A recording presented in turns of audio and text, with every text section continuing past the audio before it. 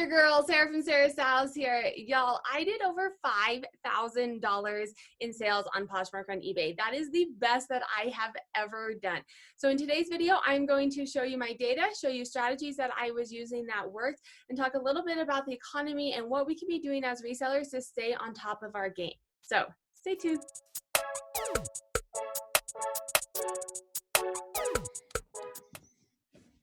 Thanks so much for joining. If you're new here, make sure to hit that subscribe button. Welcome back for those of you who are subscribed.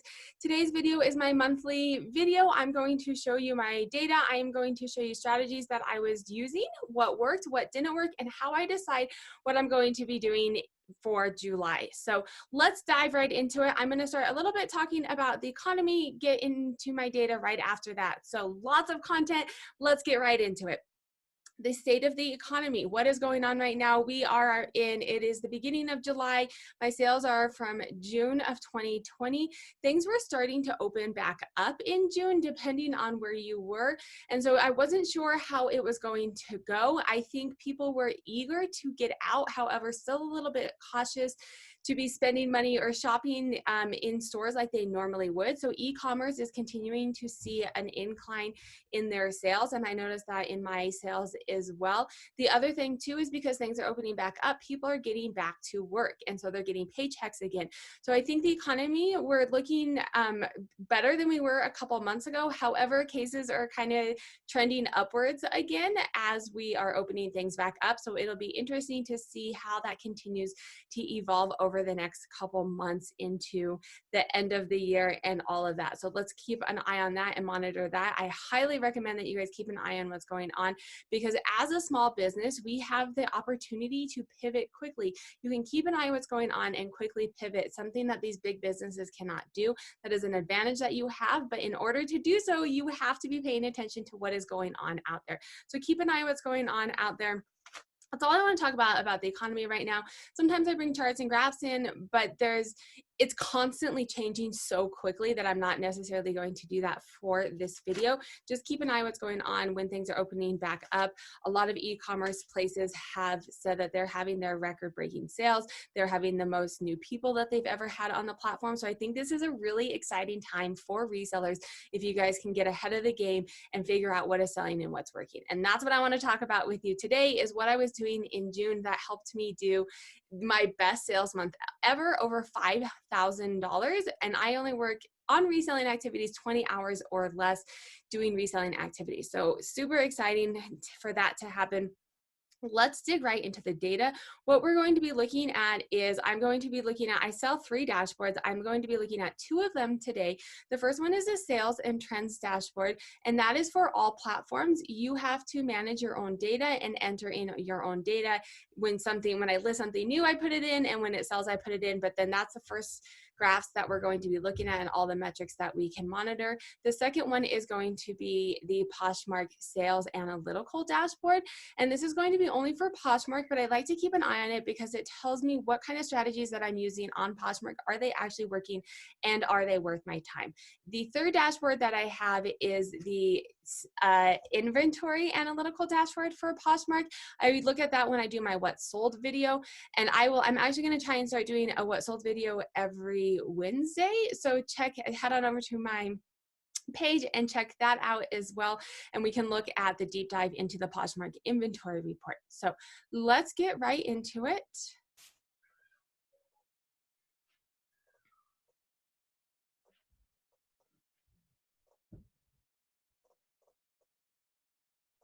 All right, so this is the sales and trends dashboard for sale on my website or for sale on my for sale on Etsy. A couple things that happened this month that I would like to set the pace for. What was going on in June for me?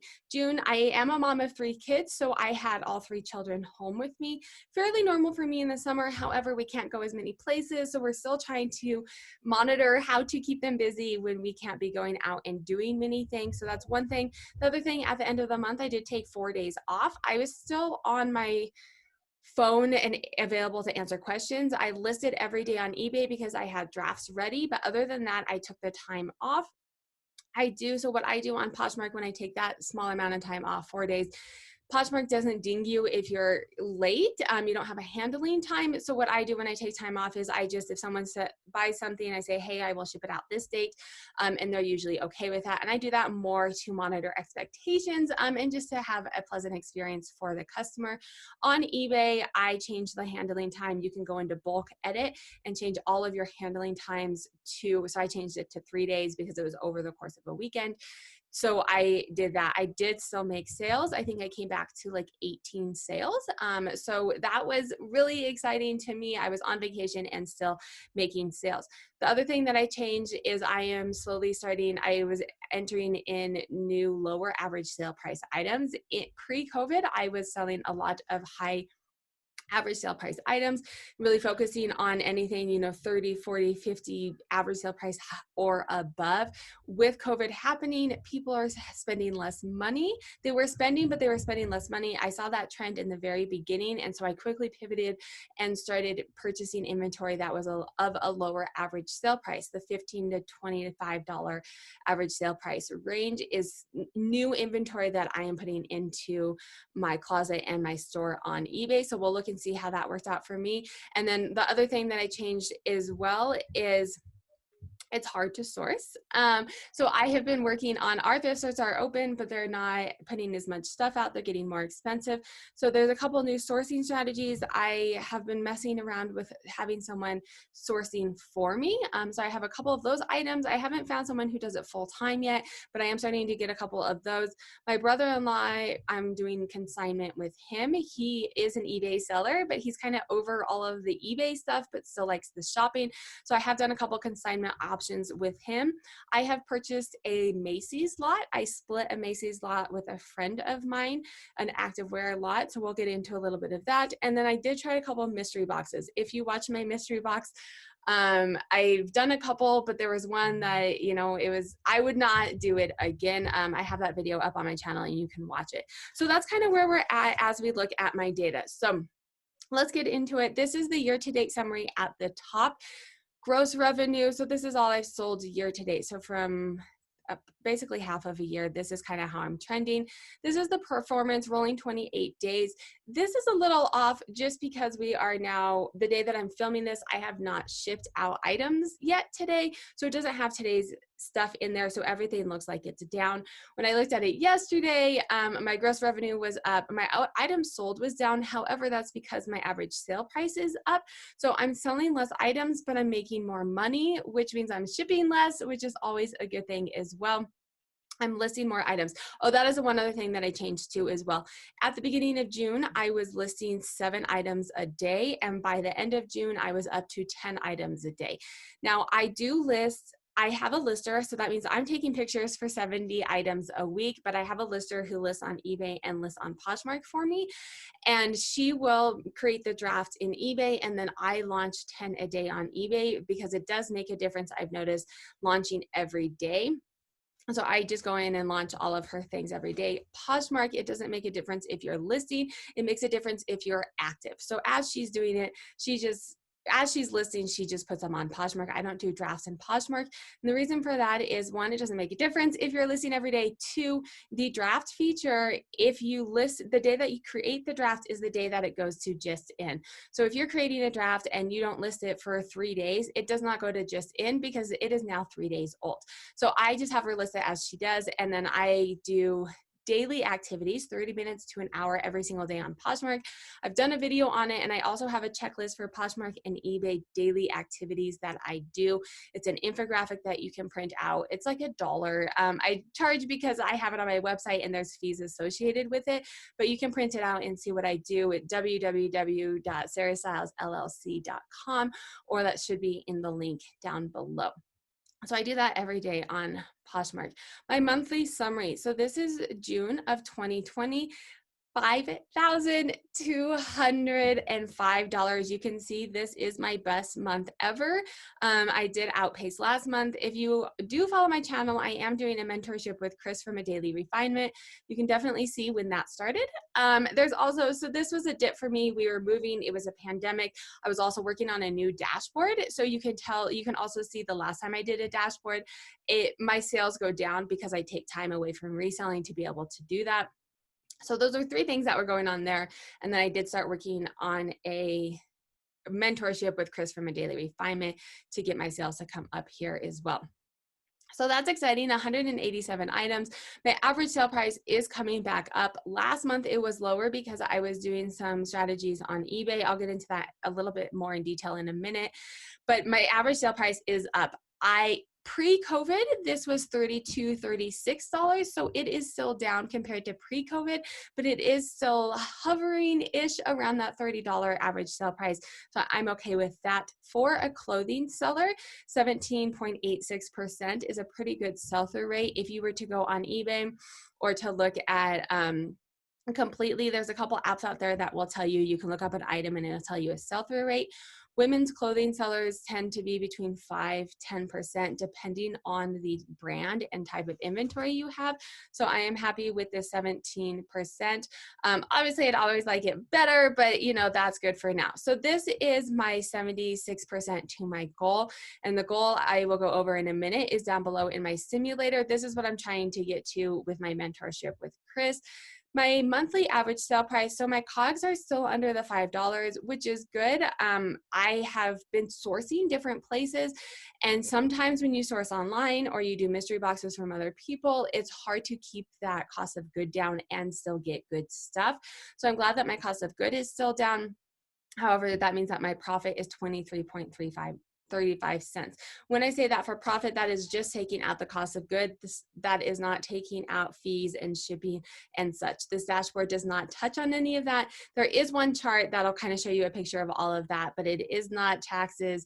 It is not a financial dashboard. It's a sales and trends dashboard for you to kind of see how you're trending and how you're doing. But that's, you know, $23. My cost of goods is down. My listed items versus sold items. This is a fun chart to look at for me.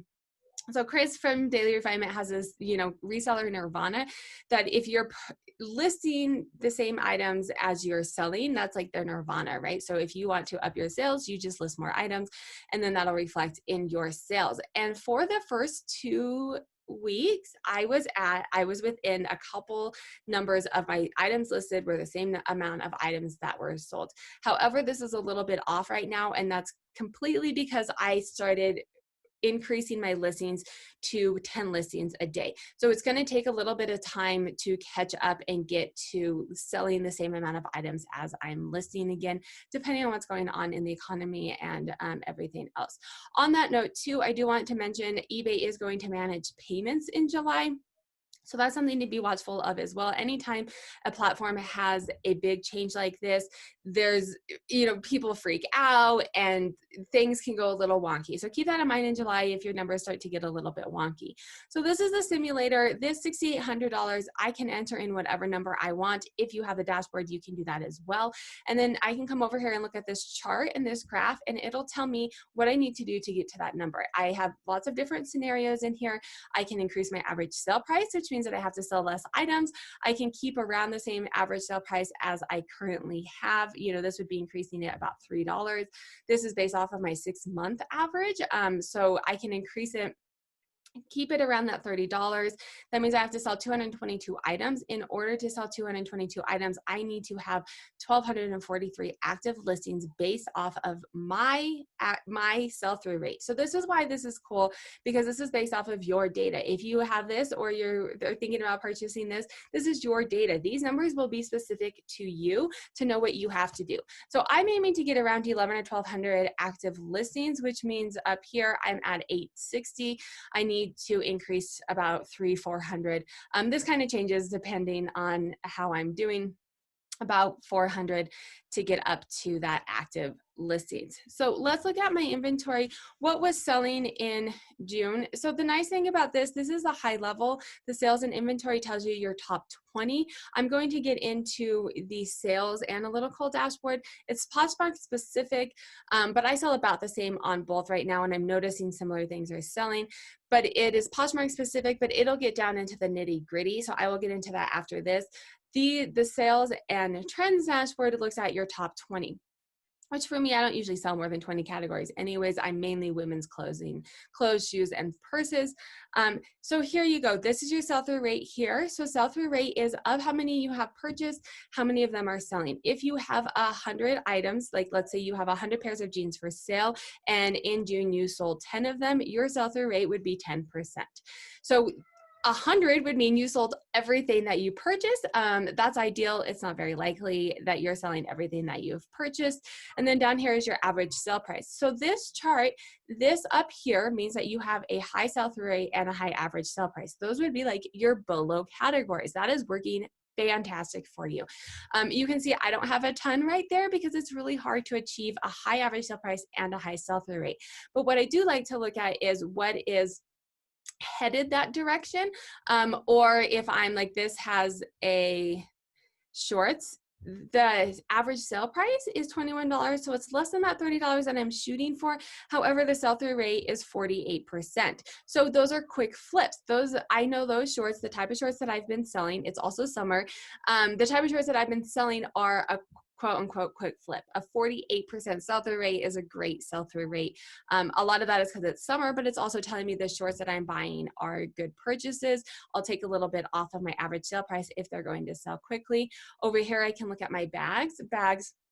My sell-through rate is still 27%, which is a really good sell-through rate. That's above what my average was that we were just looking at. It was like 19% for June. So this is still performing better than my average.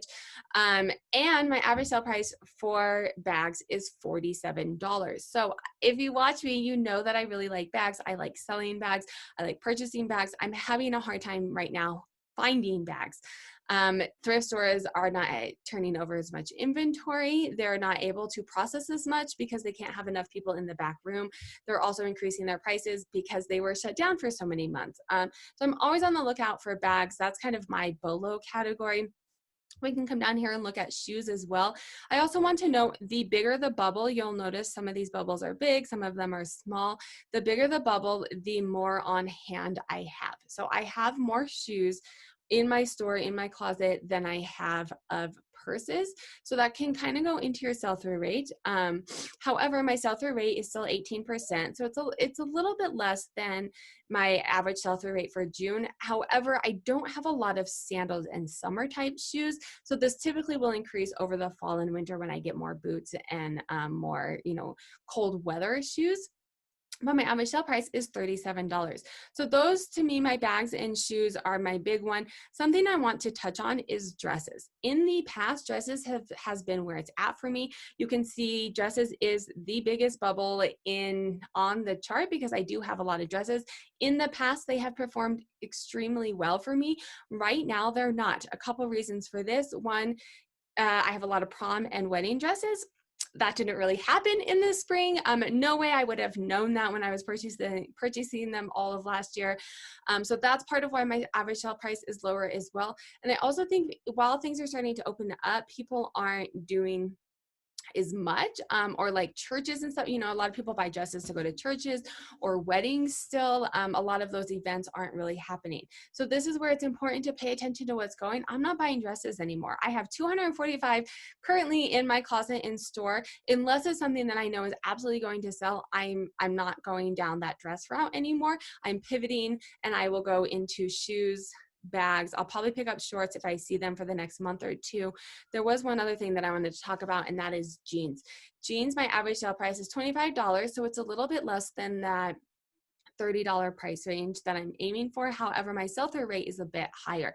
I am new to jeans. I've only started selling jeans in the past couple months, so I'm kind of trying to figure out what is working and what's not. But this is telling me, keep at it, Sarah, especially because jeans start to sell quite a bit more when you get into the fall and the winter. So this is something that, and I will show you in a minute how I'm going to deep dive and figure out how I'm going to sell jeans.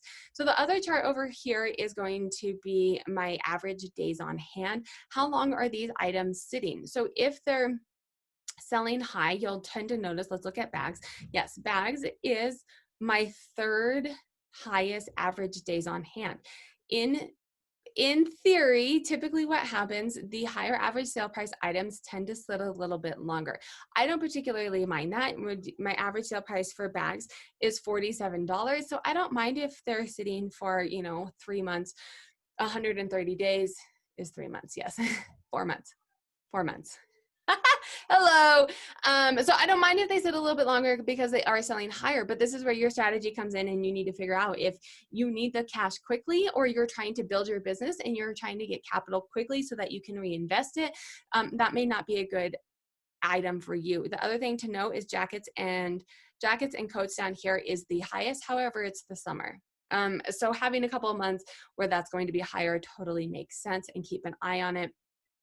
Some of my lower ones, jeans, you're talking 30 days here. However, I haven't had them for that long, so we'll keep an eye on that as well. But all of these are, the average days on hand are around 2 months, which for a part-time reseller, I say part-time, I work 40 hours, but I spend time on YouTube. I spend time on my dashboard. So I'm only spending 20 hours on sourcing, taking pictures, and all of that kind of reselling activities. Which is why I consider myself a part-time reseller, because I'm only spending 20 hours or less doing those kind of activities. And then you have my top 20 brands for the month. What brands are performing well for me?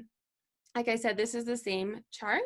Well, it's 4 brands, but it's the same philosophy for the chart. Average sale price is down here. Sell-through rate is here. These are my BOLO brands. You can say I don't have any up there. It's really hard to get items that are performing, that are selling out at a high price. That's kind of the BOLO. That's what makes it a BOLO brand, right?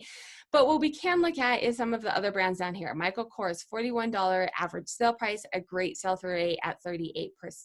Those are purses. I will note I only purchase Michael Kors purses, every once in a while a pair of shoes, but the clothing does not tend to perform very well for me. Coach is also up there, 25% sell-through rate, as well as a 53 average sale price. This is going to be a lower sell-through rate at 18%, but average sale price is $63. This is lower because Uggs tend to be winter boots, right? So, I mean, right now that should perform a little bit better. So these are average sale price items. These are my higher average sale price items. These are items that are selling through quick, high average sale price, or high sell-through rate. So Citizens of Humanity, 75% sell-through rate. That's a great sell-through rate. Not Your Daughter's Jeans. So those are both jean brands. That's also a jean brand. And then Doc Martin. So 3 out of the 4 of these high sale price, high sell-through rate bubbles are jean brands. So these are brands that I'm going to keep an eye on. Something I've noticed with jeans too is the style matters. So pay attention, and I'll get into that in a minute, but how to figure out what styles work and what styles you want to be doing as well. I also looked at it in one of my most recent videos as well. I'll touch on it today, but if you want to deeper dive into it, one of my more recent videos, the one mistake resellers are making or something like that, I dig deep into how to do this and then figure out what style of jeans that you want to be purchasing. Something I do want to look at is this is the biggest bubble down here, and it's on the bottom. So my sell-through rate is very low, and my average sale price is above 30, but I still have a low sell-through rate, and that is vintage. This is something that I am really trying to figure out. So if you are a vintage seller, I'd love to hear your feedback with this. My thoughts are a couple things. One, I'm not a vintage seller. I like vintage and I'm still learning it. So maybe I need to work on my pictures and my SEOs to figure out how to get this vintage to be moving a bit quicker. The other thing is I think vintage is very specific and sizing is very hard. And so sometimes vintage will sit a little bit longer. So if you're a vintage seller, I'd love to hear your thoughts. I really do enjoy vintage. You can see my average days on hand for vintage is one of the higher ones as well. But if you come up here and look, my high average sale price items, your brands, Coach, Michael Kors, Dooney and Burke, those are all purse brands. They are some of the highest days on hand. It's going to sit. So you need to figure out if that's what you would like to do. Now I want to get a little bit into the platforms. This month I only had sales on PoshMark and eBay. All-time top performing, PoshMark is the best up there. And that's solely because I've been on PoshMark for longer. So I've sold more items there right now. eBay, I've only been on for like 8 months. PoshMark, I've been on for about 1.5 years. And this is where I'm on YouTube and I'm talking, I am not a seasoned reseller. The reason that I am doing as well as I'm doing and I'm able to pivot and figure out what is selling and what is working is because I look at my data.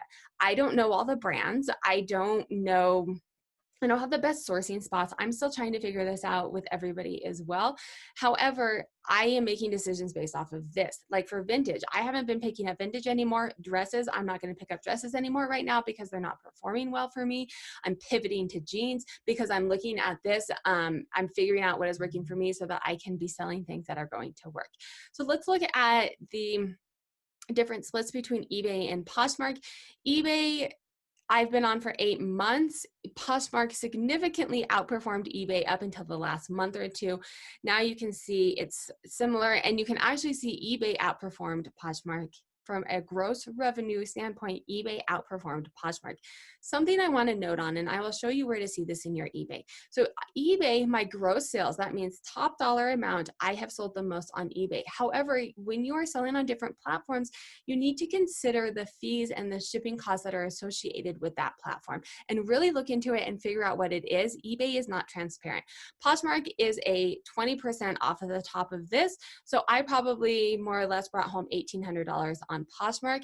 eBay is a 10% selling fee. There's a PayPal fee. There's if you do free shipping. So let me show you on my eBay. If you go to your eBay, it's going to depend on the store that you have. I think you have to have the 250 store and up maybe to get these kind of analytics. Very worth it if you ask me. I love analytics. But so you go to performance and then you go to summary. There's a couple places you can see this. You can also see a chart on your invoice that'll break this out for you as well. But your performance and your summary, I have this set to June, the month of June.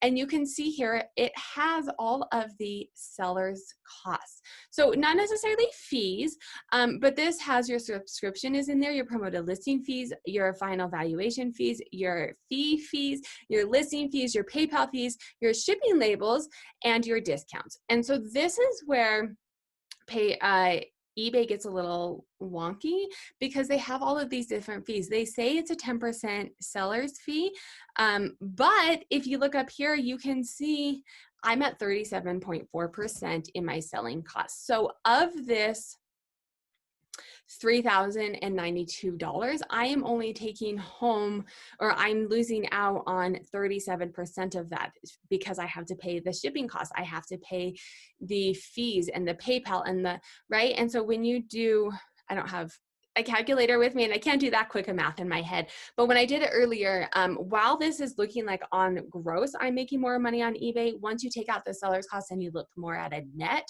Poshmark actually outperformed than eBay to me. I am doing free shipping on eBay. That is a large portion of it.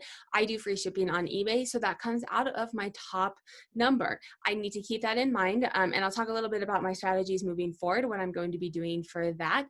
It absolutely, doing the free shipping, doing the promoted listings, the best offer, I gave items away for free essentially, got me momentum. I was not doing nearly this of volume the past couple months, so it absolutely worked to get me volume. Now I need to work on making money and getting that net to where I would like it to be. I'm spending more time, I'm shipping out more items on eBay, I'm selling more, but I'm making less money. I don't really love that. So I'm going to, but eBay is a long game. You can't go in and expect to just do one thing quickly and everything changes. You have to massage it and court it and figure out what works. Don't change anything too quickly. So I'll talk a little bit at the end of this video about what I will be doing going into July on eBay and Poshmark as well. So my average sale price this last month, so I did say, I just talked about all of the strategies that I was doing on eBay to get momentum. I was selling, before I was doing all of that, I was selling like 14 items a month on a good month. And now I'm averaging closer to 60 to 80 items a month. So it's working. All of the strategies are working, but like I said, now I need to work on getting my net up there so I'm not losing money as well. But my average sale price is up there. Last month, it was much lower, around like $15. So what I'm doing is working. I was essentially giving items away for free in May to get momentum. I quit doing that and moved to June and started working on increasing my average sale price. That worked. I'm within $1 of Poshmark. And so now I'm going to work next month. I'll talk about what I'm going to work next month to continue to make money. Average sale price, my cost of goods is roughly around the same here as well. And for me, it's probably likely always going to be the case because I sell mostly the same items. But if you were to, like eBay, you can sell a lot of other items that Poshmark doesn't have. So you might want to keep an idea on your cost of goods and your profit as well. Just because it's selling does not mean that it is worth your time. And this will help you figure that out. So I do want to talk a bit about sourcing, the different sourcing places that I am sourcing, what's changing, what's working for me. And then we'll get a little bit deeper into Poshmark from there and talk about my strategies that I'm going to do based off all of this stuff that I'm going to be doing in July. So sourcing, like I said, before COVID, I had thrift store and bins. That was essentially all of the sourcing spots that I had. You can see the thrift store for me definitely outperforms the bins. And this one is weird down here. The coloring got cut off because it's so small, but it is under $20, where my thrift store items are around a $31 after you take out the cost of goods. So I do spend my thrift store, I'm spending $5.83 an item for cost of goods on average. Bins, it's down around $1.32, which if you're a reseller, you know that's not a surprise to you. You spend more money at the thrift store. However, I'm definitely making a better profit at the thrift store. So for me, it's worth my time at a thrift store. I also prefer a thrift store because I can go straight to the shoes. I can go straight to the purses that I like, all those categories that perform well for me. Things that aren't performing, I won't go to the dresses. You can't do that at the bins. Sometimes they have shoe bins, but other stuff, no, you can't. Very rarely do I find a purse at the bins. I want to talk a little bit about, these are all of the other things that I've been trying in the past couple of months as things were closed down for COVID, and then also as things are opening back up. But I'm noticing thrift stores aren't really performing and giving me the inventory that I want. So I've had some stuff donated, good stuff donated. I didn't do the next door thing and ask for people. These are just people that are like, hey, I know you're a reseller. Do you want to look at my stuff before I donate it? And I'm like, yeah, sure. Online sourcing, this is primarily I'm buying stuff off of Poshmark and I'm reselling it. That seems to be doing well for me. I am paying more, so I'm paying on average $10 an item. However, because I can specifically look for what I want, I am making the second to most profit there as well. Cousin haul is, my cousin had a boutique. She closed it down. She had roughly 500 items left over. So I purchased that from her for $3.16 an item. And that's performing right around the $20. Normally, and actually she asked me a couple of months ago if I wanted to before COVID. And I was like, no, I don't like to sell things that are $20. I am a higher average sale price type of seller, but I noticed very early on in COVID, average sale price was declining. People weren't having paychecks. So then I decided, yes, I do want to do that and get some stuff moving for that $20 average sale price. And it has been fruitful for me. However, it's not, I'm not making this $31 that I am for thrift store finds, but it is moving through and making me some. The picker, so like I said, I have a couple people that have been picking for me. I am paying a bit more, $7.19 on average for that. And they're only selling at $22. I don't love these margins. However, I don't have to do anything. Time is money. I am not outsourcing. So I'm going to continue on that path and see how that goes. This reseller box, if y'all watched my reseller box video, go watch it. If you haven't watched it, go watch it. It's interesting. I feel like I was definitely misled in it. I paid $8.50, which is one of the highest prices that I've paid. You can see here, and I was told I was getting a lot different inventory that I ended up giving, because you can see I'm making $17 on average from this. If I'm paying $8.50, I'm expecting to make this $42 and higher margin or profit, and I'm down here in the $17. So that reseller box I will not do again. It's why I've never done one in the past, but things were shut down. I thought I'd give it a go. Consignment, this is my brother-in-law. Like I said, he was a reseller on eBay. He kind of doesn't want to deal with eBay right now and just enjoys his shopping. So we're doing a consignment. I'm not making this profit. We're, a percentage, but I don't have to do anything. He's bringing me the inventory. I take it, I pick, I don't have to do any of the sourcing, and we're splitting it. So that's I don't know that I would do consignment with other people, but it works out good for him. And obviously you can see his average sale price, $64. He clearly knows what he is doing from a reselling perspective. This is the Macy's lot that I purchased. So I had a friend, I've met her once or a couple times. She's really close with one of my other friends.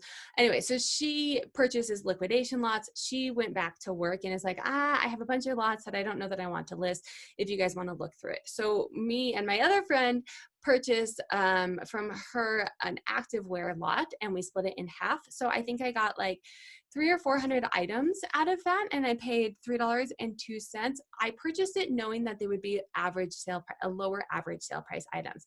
It's activewear, so it's like Nike shorts and sports bras and leggings and things that are selling around the $20 sale price. They are new with tags. So that does help a little bit, and name brand. But I purchased that, and I wanted to do that because I have considered doing the liquidation boxes. I feel like this was a good way to put my feet in and see how it's working. Right now, I mean, it's okay. It's performing about what I thought, around $20. So we'll see. In a couple months, I'll look at a sell-through rate for that and see how it is. So now I want to get into, this is Poshmark specific data. This is the analytical inventory dashboard. You copy and paste your Poshmark sales report in here, as well as your inventory report. So if you only sell on Poshmark, this is sufficient for you. The sales and trends is nice because it has all of the platforms and a little bit more analytics, as well as like sourcing and platform performance. But if you only sell on Poshmark, this one is sufficient for you. Oh, and this actually, I'm lying. I'm not looking at the inventory. I will look at the inventory one with you guys when I look at my what sold video. I opened up the wrong one. So this is the sales dashboard, and that I want to look at how my sales are performing for the month.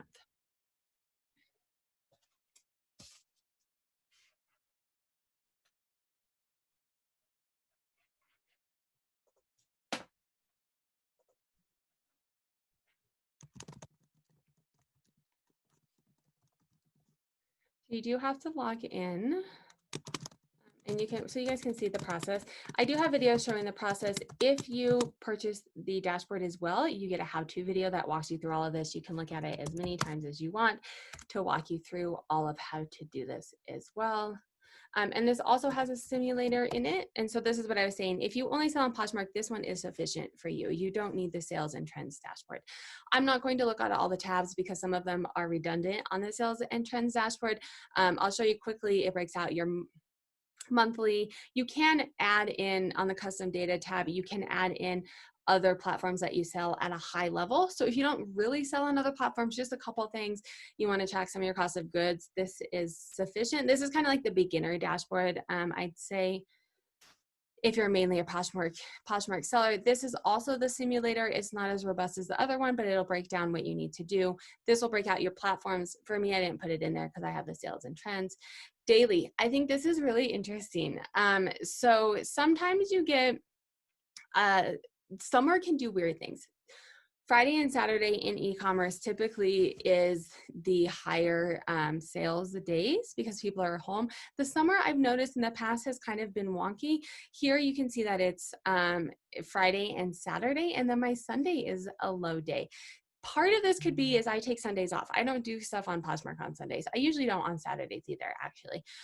But I don't do a lot of things on Sundays, and so that could be absolutely why. Fridays are paydays, so I do try and be pretty active on Fridays to try and get people who just got paid. Bundles and offer to like, something I want to talk about a little bit here as well. So my offer to likes, I do not do offer to likes with intent to make a sale. It does not work for me because you can watch some of my other videos, but I've done some analysis around it. The higher your average sale price, the less likely someone is going to accept an offer. And that makes sense because like if I'm going to spend $100 on something, I'm going to think about it, right? So I'm not going to accept, I will come to you if it's something that I'm really thinking about. Lower average sale price items, if someone sends me an offer for $15, I'm much quicker to say, oh, cool, yeah, like I'll spend $15. So for me, I send it because it gives you a bump in visibility. So I do send offers. I do not send offers with the intent to make sales. And you can see that 9% is a fairly low. However, My other offers, so this could be counter offers or just people sending me offers, is the highest of what I'm doing. Buy it now. Who doesn't love a good buy it now? Bundles, 28%. This is higher than the past couple of months, not as high as I've had it in the past. On bundles, every single person who likes an item, I do create a bundle and I tell them, hey, you get a free item if you like my bundle, or you get a free item with any purchase. Go to my closet and find these items, and then it puts them back in my closet, because a lot of people don't necessarily shop closets. They search for something and then they like it, so that makes them go back to my closet and look, and oftentimes they will find other things as well. The past couple months I wasn't doing this because of time. We were moving, pandemic, all of that stuff. But recently I've started doing it again, and you can see it is a reflection of my bundles. The other reason that I'm doing it, and I do it on eBay as well, is I have a lot of boutique items because my cousin sold a boutique. Boutique items, people aren't really searching boutique brands. However, boutique items are usually very cute. And so I will say, hey, go look at my closet, and then they find something they probably wouldn't have searched for, but they buy it because it is cute. So I do that on eBay as well. If someone buys an item, and I think any of my boutique items would be something similar to their style, then I'll say, hey, on eBay, if they buy it, you can include it in the same shipping price. So I tell them, hey, go look at my store and see if there's anything else you like. I'll ship them all together. Shipping discounts is interesting. This went up, and it's because, so normally I only send a shipping discount for offer to likes because you have to. What's interesting is I've had people asking me for shipping discounts recently. And oftentimes I'll give it because it's like, okay, I would have discounted the item a little bit more, so I'll take it out of your shipping. It's fine. Looking at your average sale price, offer to like and buy it now. Buy it now makes sense because it's the highest, but my offer to likes is the highest average sale price. However, I'm not getting a lot of those. So that's something for me to be cognizant of as well. This was really interesting to me. My percent of returning customers is increasing. I'm usually at like 0 or 1%. And right here, I am up to 6%. So I'm wondering if this is because I'm on social media now. So maybe people are like coming and finding me and then liking me, and I don't know, maybe that, maybe because I do have those boutique items, and so I have a lot of like similar type things that someone buys a dress and it comes, it's in good quality, they like it, they come back and find something else like they would be shopping at a boutique. Those are kind of my thoughts. I'm interested to hear your guys' thoughts. I don't do anything specific to get them to come back. I've done analysis in the past as well, about how to get return customers, and if doing, like these big shipping things and including love note or including thank you notes, if any of that is helpful. I've done analysis in the past, sample data, getting data from other people and different ways that they do it. It seems like it doesn't matter. And I don't do it. I put a business card in there and I package it well and I ship it quickly, but I don't do the big hoopla around it because time is money. By state. This is just interesting. Oftentimes I just like to look at it. Typically Florida, Texas, California are the biggest ones because they're the biggest states. This is not weighted by population. What's interesting too is Colorado. So when I sell something to someone else in Colorado, I'm in Colorado. So when I sell something to someone else in Colorado, especially in Denver Metro, I always imagine myself that like it's someone who donated this item and then they were like, oh, I really miss that. So then they go online and try and find it and then they purchase their same exact item back. I don't know that that is the truth. That's what I make up in my mind. But that's kind of what I imagine. So those were my sales. That is how I am doing. I'm going to start looking into jeans a little bit more, especially with the fall and the spring coming in. Something I have a hard time finding is ways to source it. So if you have ideas for sourcing good jeans, let me know.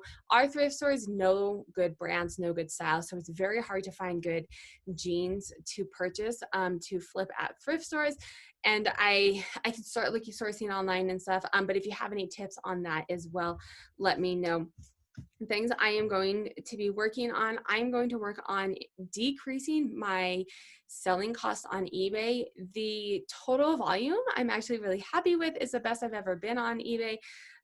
However, that nearly 40% selling costs I don't love. So I'm going to slowly, and this is something as you are changing things, do one thing for a while. And it's really hard to have the patience, but if you go in and you change too many things, you don't know what is working or what is not working. So I'm going to go in and change my shipping fees. I'll keep free shipping on, first class items under a pound, as long as they're not, under or over $20 maybe. I don't know. I haven't figured that out, but I will still keep some free shipping to get visibility, but it's killing me doing free shipping on a pair of boots. That's $14, 13, $14 on a pair of boots that sell for 40. That's what's killing me. So I'm going to go in for a couple weeks, change this shipping on eBay. You can look at how you're performing, look at your impressions and all of that and see how it does. So I'm going to start with that. And then I may mess around a little bit with the promoted listings as well. Right now I do trending. So I may go in and kind of mess around with some of those as well. And then I'm going to continue to look at different sourcing places and see. I have been going to some garage sales. I love the prices of garage sales, but it is so time consuming. I've spent, hours at garage sales and I come out like 5 items. So that's not really worth my time so much. I've been doing it when it's like in our neighborhood and we go together as a family or something. But if you have other ideas on sourcing options, I'm definitely open to that. So let me know how your guys' June was, and I hope that you have a wonderful day. I am back to doing my accountability. I took last week off, but accountability every single Monday, 6 p.m. Mountain Standard. And then my meeting with Chris is we've moved it to once a month now, the first of every month on my channel, 6:30 p.m. on Wednesday, the first Wednesday of every month. So I hope you guys have a wonderful day.